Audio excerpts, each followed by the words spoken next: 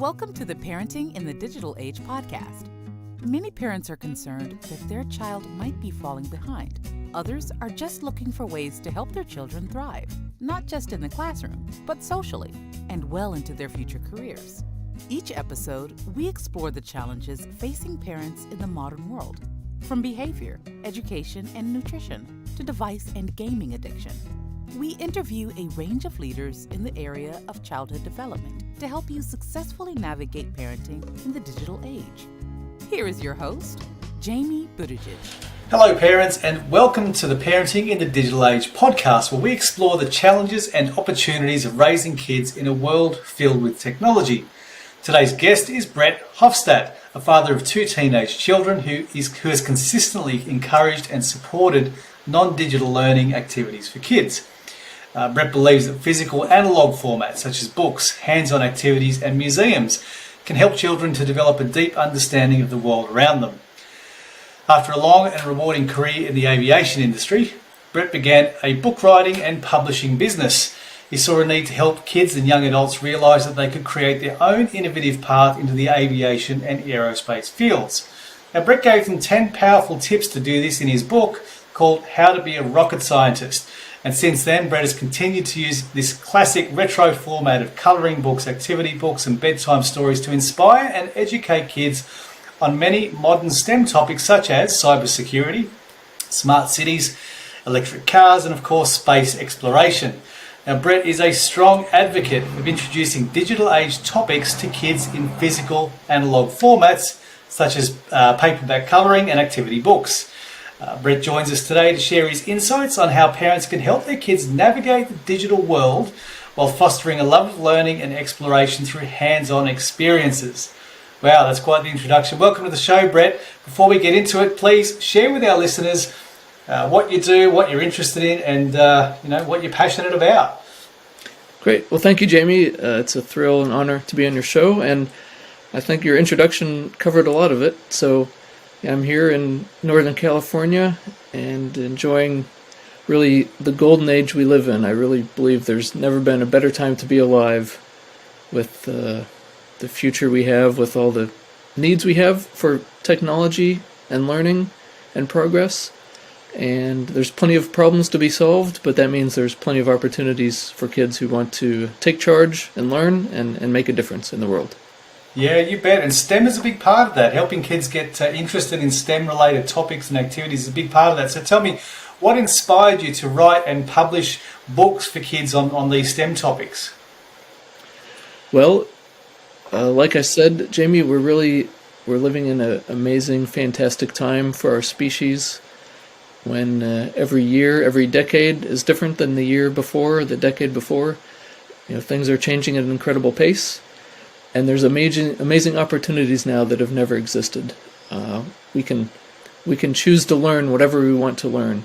We can create whatever we want to create. That's more or less like with 3D printing, collaborating with people across the world through the digital age, digital connections. So if you decide yourself and pick yourself to make a difference, to learn something, there's really very low barriers, very few barriers to do that. And so I'm really excited and inspired to encourage children and families to pursue the opportunities, decide where they want to make a difference, what they want to learn about, and help them on that path, create a fantastic trajectory for their life.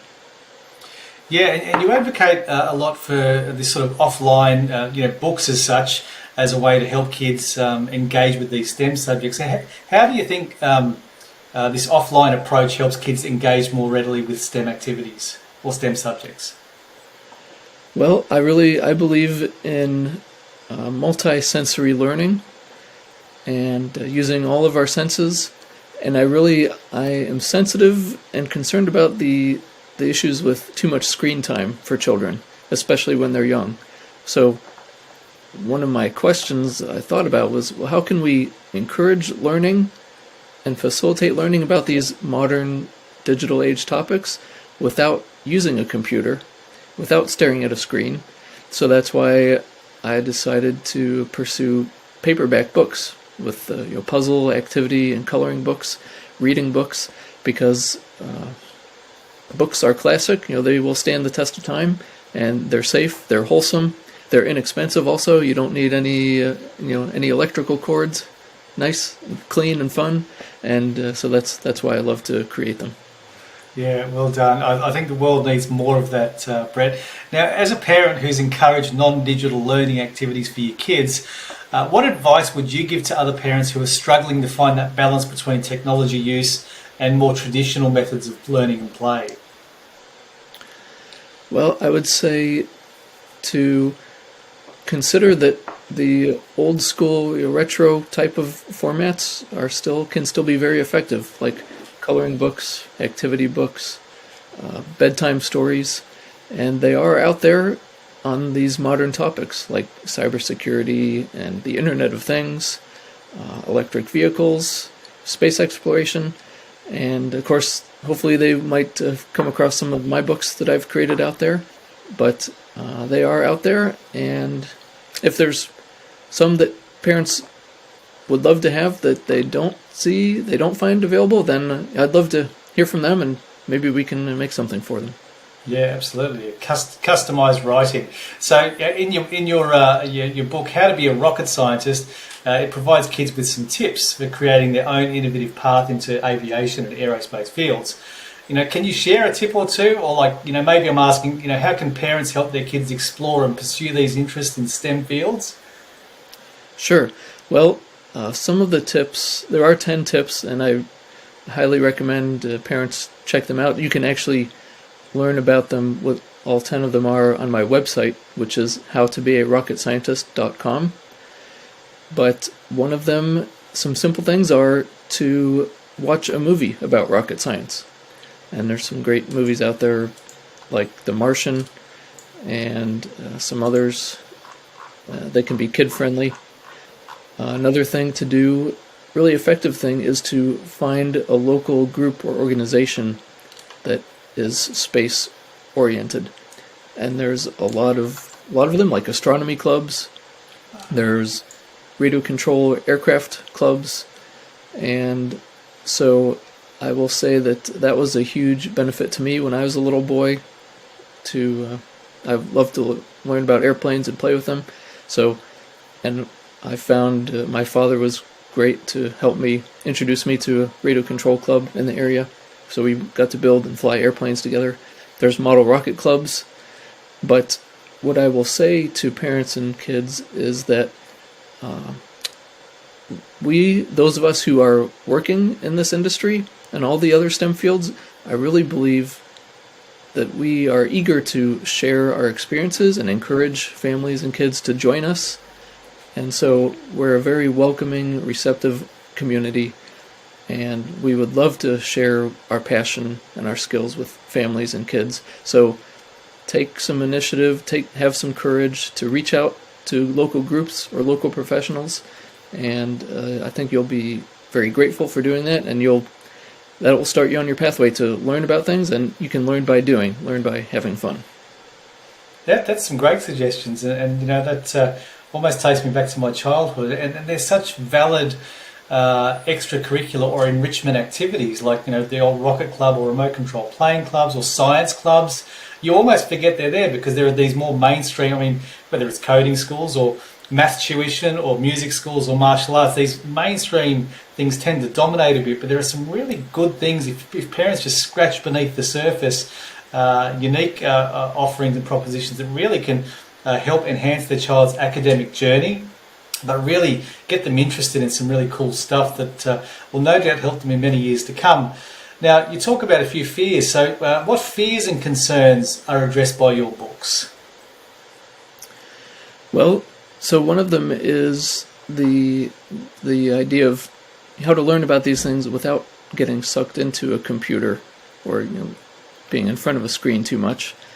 And so, fortunately, we still have classic paperback books, so we can use those. Coloring books with crayons. So that's one concern that I'm happy to solve with these paperback books. Another thing is there's a lot of fear or worry about, will technology take over our lives? Will we lose control of them, or will they lose control over our lives? Well, I believe that the more we understand these technologies, the more we see how they can benefit us and benefit people around us, then we'll lose that fear and we'll become empowered to be more proactive with these technologies. And so what I've done with my books, like the Exploring Smart Cities activity book for kids, is show how technology can help us in our daily lives, how it can be integrated into our daily lives, and so it makes it more friendly, more accessible, and not as scary. Yeah, and you make a really, really valid point about helping kids understand the technology. And too often, this whole obsession with devices and gaming and social media, it's all driven, or it's all built to, create these consumers, or these passive consumers, as we like to call it. And, really, and part of what we're passionate about, Skill Samurai, is getting kids on the healthy side of technology. So even if they happen to be doing screen time, we want them to be learning to program. Now we know that all of our students aren't going to be computer programmers. That's not the point. The point is, how do we help kids build a healthy relationship by understanding that technology, by building that technology, creating solutions to the problems that exist in the real world, rather than just sitting on that passive consumption side, which I think is certainly the more dangerous side of technology in today's world. Another question I'd like to ask, your books are quite inspirational. So what dreams, inspirations and achievements can people or kids find in your books? Well, they can see that we really, as I said, we're living in a golden age of opportunities and new innovations with technology. So in my bedtime book, Goodnight Moon Base, which is a spin-off of the popular classic Goodnight Moon, kids will see a future vision of what life can be like on the moon, with a moon civilization and a moon settlement. So they can see a greenhouse on the moon, they can see people working on the moon's surface, and there's a vision you can see on the cover of a child in a bedroom, and instead of the moon outside the window at night, they see the Earth. And so there's I think a profound impact when we can imagine looking down upon the Earth from space, because it changes our perspective about where we are in the universe, how important our planet is.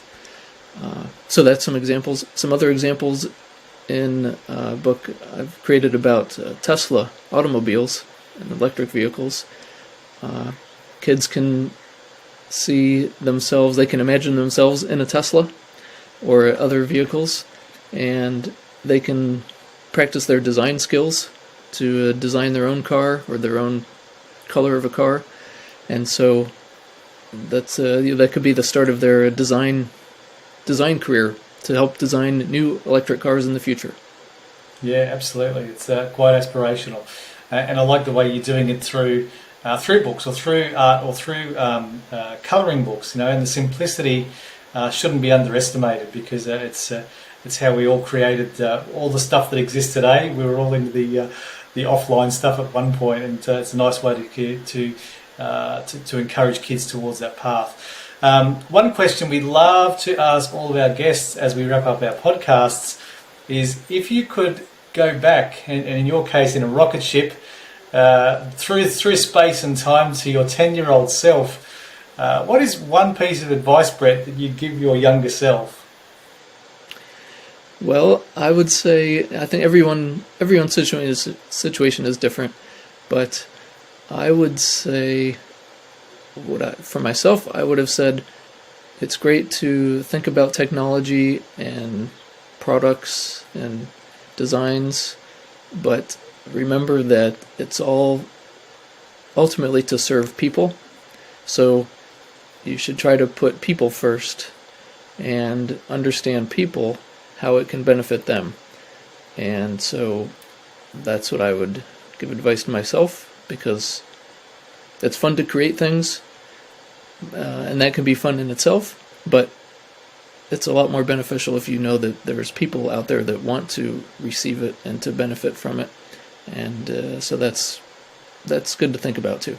Yeah, human-centered approach. Very, very true, and wise words, Brett. And tell our listeners, where can we find you online? How can we get a hold of your amazing books if they want to get a hold of them? Thanks a lot. Well, my name is Brett Hoffstadt, and I think I'm the only person with that name in the world, so you can find me on LinkedIn if you're an adult.